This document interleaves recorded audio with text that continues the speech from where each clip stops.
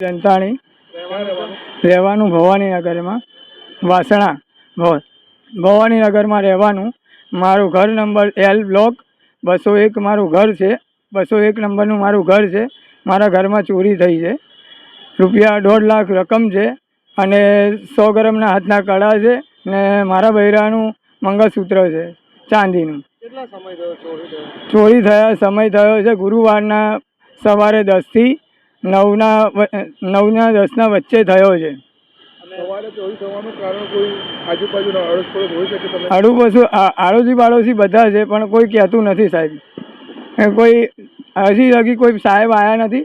એટલે મારું કહેવાનું એવું છે કે અહીંયા ગાડીના સાહેબોને આગેવાનોને મારે એવું કહેવાનું માંગે છે કે આની આગળ વધતા કાર્યકારી કરે ને એને પકડે જલ્દમાં જલ્દ. પોલીસ સ્ટેશને ફરિયાદ કરેલી છે? હા, કરેલી છે ને.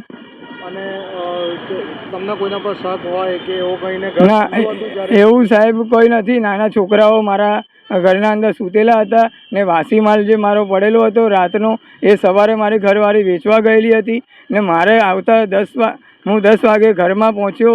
મારે છોકરાને ચા પાણી કરાવવા માટે દૂધ ને નાસ્તો લઈને હું ઘરે આવ્યો તો જોયું તો તિજોરીને મારે તૂટી ગયેલું હતું. એટલે મેં ડાયરેક્ટ દોડતો અહીંયા ગાડી પોલીસ સ્ટેશનમાં ફરિયાદ લખાવવા આવ્યો.